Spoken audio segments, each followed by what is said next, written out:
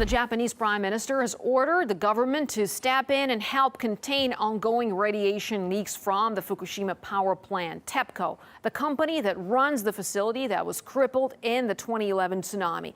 And earthquake has been unable to prevent contaminated groundwater from breaching a barrier and pouring into the ocean. Well, let's get the reaction from nuclear energy expert Malcolm Grimston, who joins us live from London on this. So why has the plant's operator failed to contain the leak, in your opinion?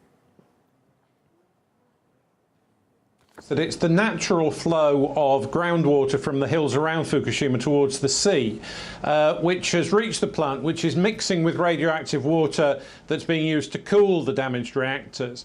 And the danger then is that that mixed water continues its passage towards the sea. Now, it's actually quite a challenging job, given the amount of water we're talking about, to prevent that. They did manage to build, in effect, an underground wall, which has been containing most of this water for the last 2 years. But the amounts of water are now beginning to come over the top of that wall, and that's what's beginning to come down to the sea. We don't know at the moment how much the material is. It's unlikely to be connected with any health problems, but nonetheless, clearly, it's not a good thing that radioactive material should be leaking into the sea. Well, as you just mentioned, it is a complex operation there, but it's also estimated that the cleanup effort may take up to 40 years. Why so long?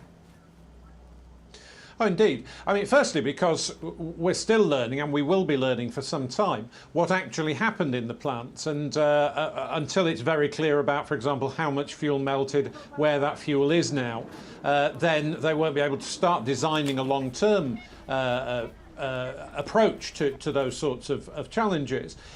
So it will take a long time to put this right. Decades, I think, is the right sort of estimate. That's a very different thing from saying that the plant will represent a major threat for decades. I don't think that's the case. But in bringing the area back to fairly uncontaminated ground, at the moment, there's simply not enough knowledge to know how big the task is, let alone to be starting to design some of the response to it.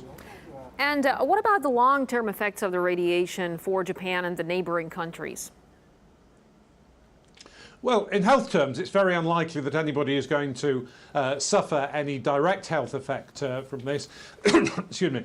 Both because the levels, compared to natural levels of radioactivity, are pretty low, and also because some quite effective countermeasures have been taken.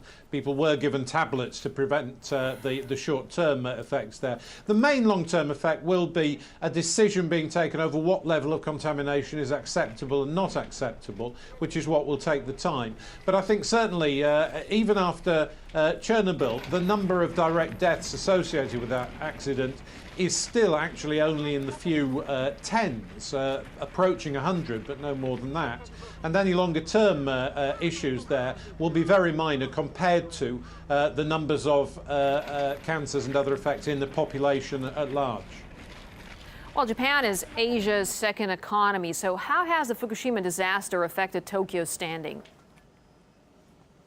Well, in a very many ways, it has been extremely serious. For one thing, Japan, even before Fukushima, was a very major energy importer. It's now having to import even more liquid natural gas to take the place of its nuclear output. That's expensive. Its greenhouse gas emissions are going through the roof. It's breaching all of its own greenhouse gas targets because, of course, nuclear power doesn't contribute to climate change, but the alternatives do. And they're also facing power shortages. They've had to reduce power use very dramatically over things such as air conditioning. Now, that in itself has health effects, and so there is a vigorous debate about bringing back online some of the existing nuclear power stations.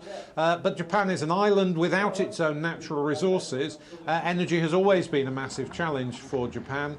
Quite apart from what I think is very clear is that the regulatory structure and some of its major companies clearly were not up to the job, and indeed in some cases I think were quite clearly behaving dishonestly.